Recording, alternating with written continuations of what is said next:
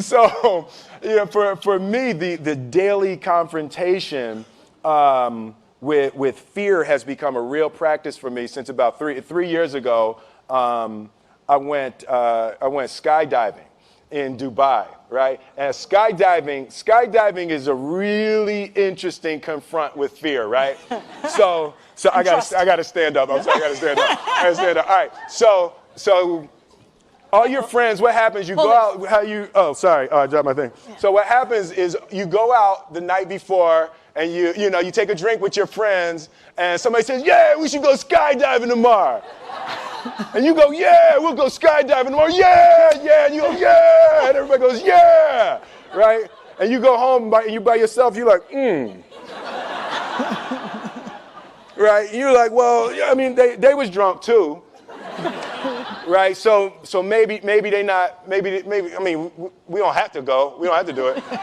So then that night you're laying in your bed and you just keep, and you're terrified. You keep imagining over and over again jumping out of an airplane, and you can't figure out why you would do that, right?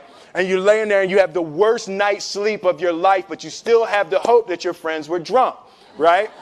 So you wake up the next day and you go, down and you say where you were going to meet and everybody's there. You're like, oh, shit. All right, cool.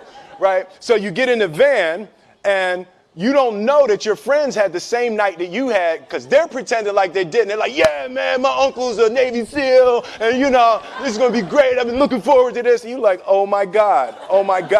And your stomach is terrible. You can't eat and everything, but you don't want to be the only punk who doesn't jump out of this airplane. So you do a thing, and what you do is your first jump, you're attached to a guy who is going, he's going to walk you out. So you go and you get there and there's an airplane and nobody's stopping. Everybody's still going.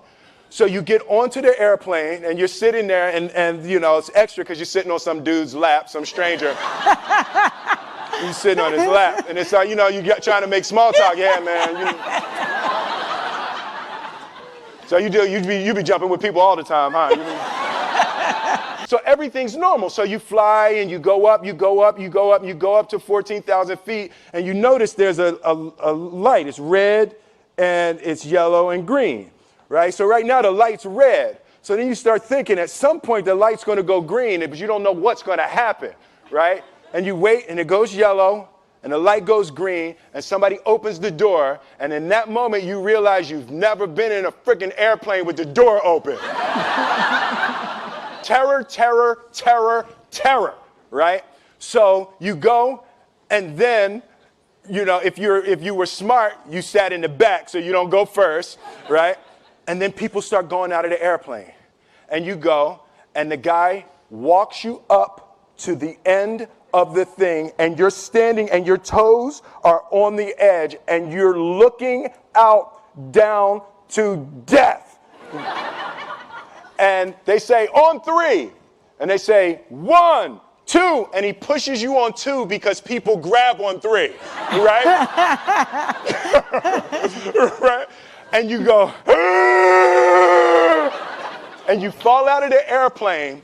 And in 1 second, you realize that it's the most blissful experience of your life. You're flying, right? It doesn't feel like falling, right? It's like you actually are kind of held a little bit by the wind, and then you start falling, and there's zero fear. You realize that the point of maximum danger is the point of minimum fear. It's bliss. It's bliss, and you're flying, right? And you're doing that, and then 20 seconds, 25 seconds, 40 seconds, and you have enough time to just kind of be like, oh, shit, that's that building. I like that one.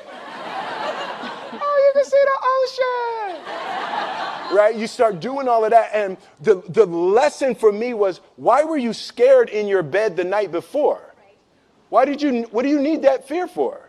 Just don't go. Why are you scared in your bed 16 hours before you jump? Why are you scared in the car? Why could you not enjoy breakfast?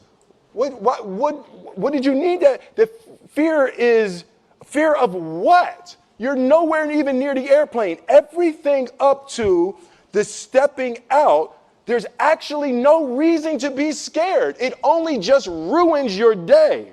You don't have to jump.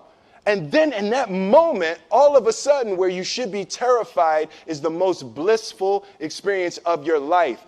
And God placed the best things in life on the other side of terror. On the other side of your maximum fear are all of the best things in life.